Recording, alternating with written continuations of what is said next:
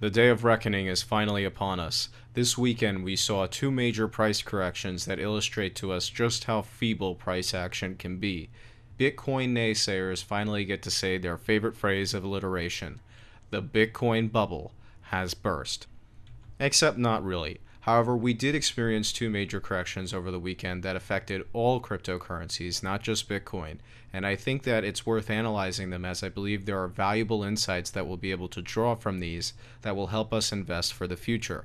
Now, starting off with the first correction here, this was when Bitcoin was making its major run up to $5,000, and it was able to briefly top that on CoinDesk before rapidly reversing and correcting itself all the way down to the previous resistance.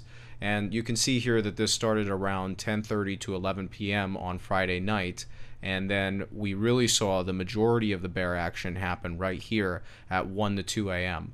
And I was actually awake for when this happened, and I can tell you I was watching it on the 5-minute candles. These are the 30 minutes. Watching it from the 5-minute candles was fairly scary, especially because when you look at the transition between the end of this candle, which would have been the end of a 5-minute candle, into this one, it looked a lot more like you were going from here to here. You didn't know that this was going to happen later on, and so for a moment there, price was dropping like a knife. We didn't know if it was going to go below 4,000 or below 3,500. You just didn't know. However, investors started bidding the prices up, and then we started to see somewhat of this roller coaster action that you see throughout the rest of this chart. The takeaway here is that investors were willing to bid up the price at a historically high level. In other words, 4,550 was the resistance that we were facing through the bulk of August following the rally. And of course, if you know traditional technical analysis, you know that previous resistance becomes new support. However, it is interesting that this happened so quickly, as it suggests to me that there is tons of investors waiting on the sidelines for any perception that Bitcoin is cheap. It doesn't actually have to be cheap. There just needs to be the perception that it is. Now, the other interesting part about this particular rally was the fact that if we look at the narrative that was being told throughout the month of August, there was this sector rotation from altcoins into Bitcoin. And if you looked at the Wall Street Journal even, they had an article on the front page of the business and finance section that stated this directly. And it actually did seem like that, and I think it was true, but in the longer term, that has not been the trend. Historically, we've seen that Bitcoin and the other cryptocurrencies tend to move in tandem with one another, which suggests higher correlation. So this was sort of a deviation from the mean, and this particular crash or correction was the beginning of, in my opinion, the reversion to mean in terms of correlations increasing again, because all cryptocurrencies followed Bitcoin following this correction at the $5,000 price level.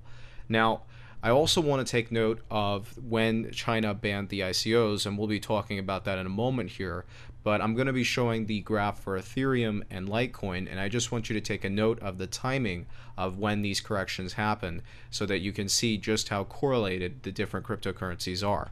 Starting off with Ethereum here, you can see on that September 2nd morning that price started to drop just like you saw with Bitcoin.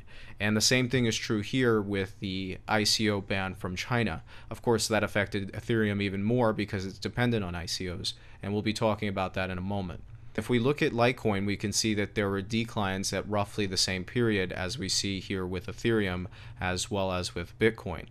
And so in order to illustrate this point more mathematically, I've created a pure correlation matrix with the daily returns going back to August, both with and without the daily returns from August, in order to illustrate just how correlations changed in the month of August and what I expect them to do moving forward.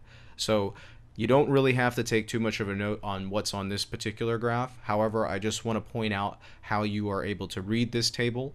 If you wanted to look for the correlation between Bitcoin and, say, Ripple, you would go to Bitcoin here and then search for the column that has Ripple in it, and the correlation is right here. And if there is a blank, for example, if we were to do Ethereum Classic and Ripple, you see a blank here, then all you have to do is go to Ethereum Classic on the columns, and then you go to Ripple here. The opposite side of this, where all the empty cells are, is simply a mirror image of this side. And so I've chosen not to repeat it because it doesn't look as nice as it does right now. Now, this is the peer correlation matrix with the returns from August, and then the important part here is the difference between the two, so that you can see how peer correlation has changed over time. And you can see across the board, August caused correlations to decrease, which means that cryptocurrencies were not moving in tandem as frequently as they were prior to August. And I tend to think that we're going to see a reversion to mean with this. In other words, peer correlations are going to start going up again, which is important to pay attention to when it comes to constructing a crypto portfolio. Now, the second correction was the result of China banning ICOs, as a result of them finding that less than 1% of all ICOs were actually raising funds for investment.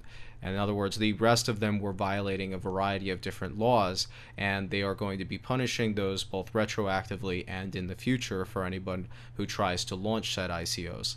Now, what's interesting about this was that we sort of saw two corrections here, and this second one was more of an extension of this one. We sort of saw a bounce upward, and again, we're back into that roller coaster activity. Now, one of the major questions with what China has done with ICOs is whether or not it was good for the cryptocurrency market. And it's sort of a mixed bag with this one, because it depends on whether or not China goes too far with it. If they end up punishing legitimate teams with legitimate projects that have plans for what to do with the funding, maybe they limit the amount of funding because they know exactly what it fits their budget and what doesn't fit their budget. If we see a constraint on those particular ICOs, of course, that is not healthy for the market. However, a healthy amount of regulation encourages investors to stay in the markets because they know that future ICOs are more likely to be legitimate than the ones that we've been seeing so far. However, in my experience, regulators often flip like a switch. In other words, there's either going to be very strict regulations or very loose regulations. There doesn't ever seem to be that healthy medium between the two of those, and I'm hoping that we see perhaps the SEC and a number of other regulation agencies perhaps find the middle ground here rather than go too far on one end or the other. And lastly here, I just want to point out that I think that Bitcoin should be the least impacted among the major cryptocurrencies because Bitcoin is the least impacted, at least in my opinion, by changes in the ICO scene. Because Bitcoin is a financial transaction peer-to-peer system. That is all it's intending to do. It's not trying to build an ICO platform like Ethereum is, or try to be the world computer or anything else. And therefore, I tend to think that Bitcoin will be impacted by these events a little bit less than, say, Ethereum or NEO.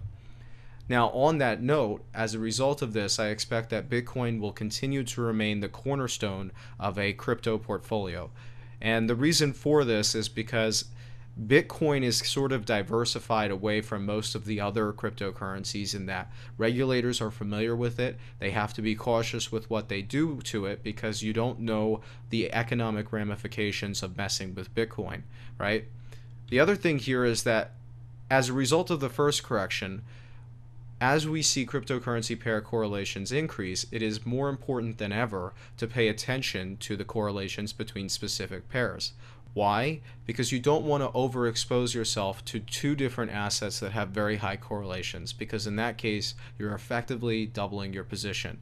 For example, if you were to look at the pure correlation matrix that I showed earlier here and look at the correlation between Bitcoin and Dash, it is greater than 0.5, which when it comes to securities, currencies, and a number of other asset classes is actually fairly high. It's when you start getting into that 0.6 to 0.7 territory that you really want to avoid purchasing two currencies that share that sort of correlation, because at that point you are not getting any benefits from diversification, or rather I should say you are getting very minimal benefits from diversification. Ethereum is going to be at risk in the long term as a result of these ICO pressures, because we know that the SEC recently put the industry on notice when they made their comments on the DAO last month towards the end of July, and now China making this ban on ICOs. There's a number of other countries making moves on ICOs because frankly they've been fraudulent. Many of them have been fraudulent. Many of them are too inexperienced to be able to identify how to create a project that'll be successful, and even more of them even if they have legitimate projects, will never grow to the size that's necessary for them to be successful. And then lastly, I just want to close off by saying that there does seem to be significant buying support that is keeping the market from crashing, especially when it comes to Bitcoin. We tested the $4,000 level a couple of times, but for the most part here, we saw Bitcoin able to hold on strong as investors came in and bid up the market. As a result of this, I don't think any bubbles are popping, and I don't think the market is going to be crashing. I would continue to monitor the situation in order to identify any trends that might suggest that this is changing, but until we see anything of that nature, I would suggest that we are going to see a recovery from the current lows that we were experiencing last night and through part of today. I hope you guys enjoyed this video.